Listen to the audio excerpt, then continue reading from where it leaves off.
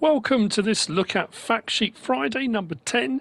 This is sheets 37 to 40 and was the blog post for today, Friday the 29th of October. Nearly into November, not long to go, ladies and gents.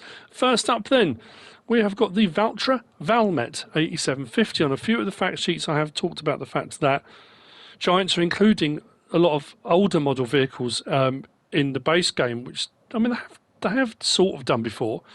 But so we've got the Valtra Valmet 8750.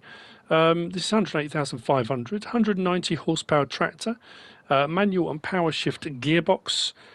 It will run at 40 kilometers per hour, which is 24 miles per hour, and weighs 5.4 tons. Now, you probably already know, if you follow my channel a lot and watch a lot of my videos, I do like the older boxy style tractors. Do still see quite a few of these around in the UK. On my travels, I have seen quite a few of the old Valmets.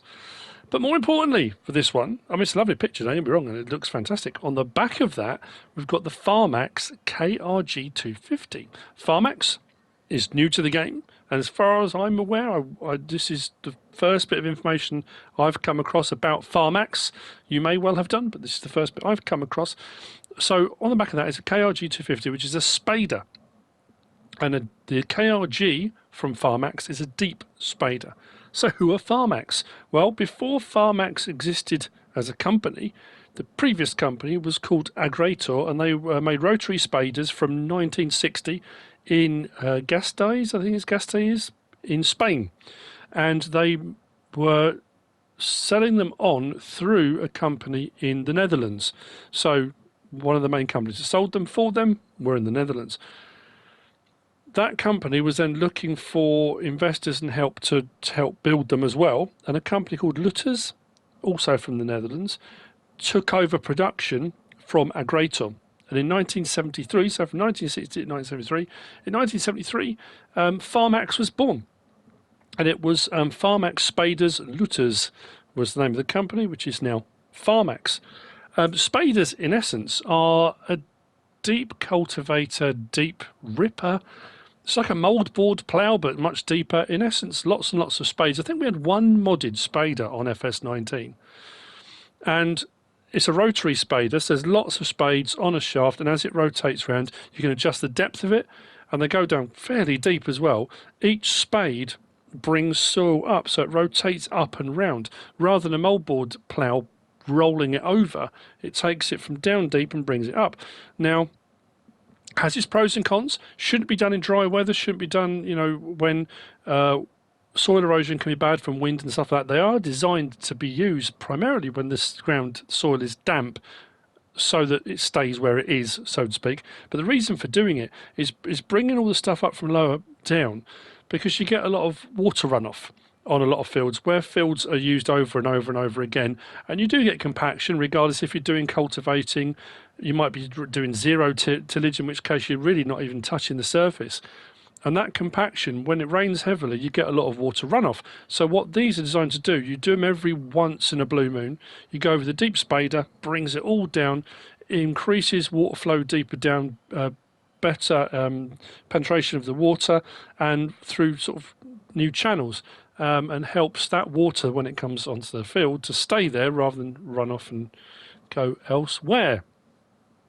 Just thought I'd throw that all in there, bit of extra information in case you weren't sure what a spader was, what it did. But we've got one. It's 35,500, requires 190 horsepower, 5.1 tons. This one is a 2.5 metre. They do go up to, I think, a 4.5. I'm pretty sure when I was looking on the Pharmax site.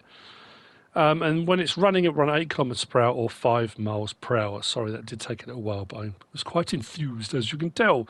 Next up then, we've got the Case Axial Flow 9250 Harvester, 410,500, 634 horsepower, variable transmission.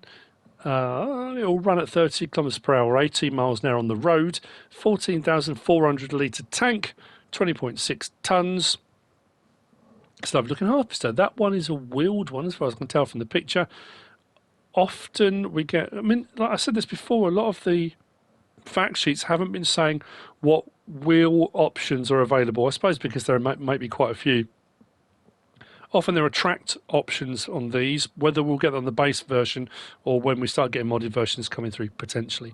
And on the front of that, we've got the Case 3050 Terraflex 41-foot harvester header, 70,500 to buy, 3.9 tons, 12 meters wide, and it will run at 6 miles an hour on the field. Next up, we've got the Mccormick X8 Vt Drive. Now, have we previously had a Mccormick fact sheet? And I knew we were getting it in game, but that might have been for some of the videos and stuff. We might well have done. This is 220,000 to buy.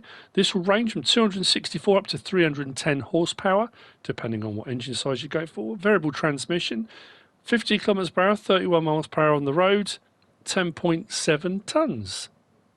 Very nice looking tractor. I was trying to work out whether the guy sitting in that was wearing a flat cap or he was French. Couldn't tell if it was a beret or a flat cap. It looks more flat cap to me. But anyway, on the back of that, we've got a Lemken Carat 12 500 KUA cultivator, 47,500, 225 horsepower required, 6.6 ton, 5 meters wide, and it will run at 9 miles an hour over the ground. Now, that one, and talking about the SPADER as well, from information we got fairly recently regarding groundworks, the deeper you cultivate, subsoiling, spading, that kind of thing, the larger the rocks you bring to the surface. So depending on what you're actually using in game now, will depend how many rocks you get and the size of them. So that's going to be interesting to see when the game releases.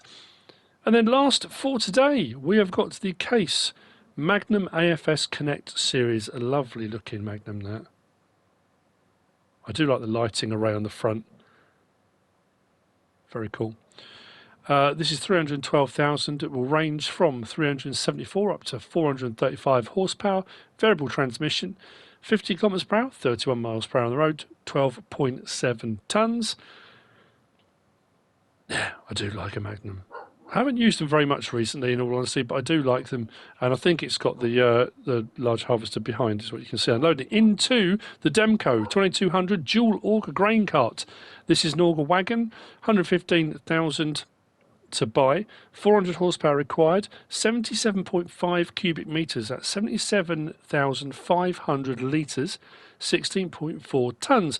What is a dual auger grain cart? The difference between a dual auger and a single auger is normally, well, one will be the size.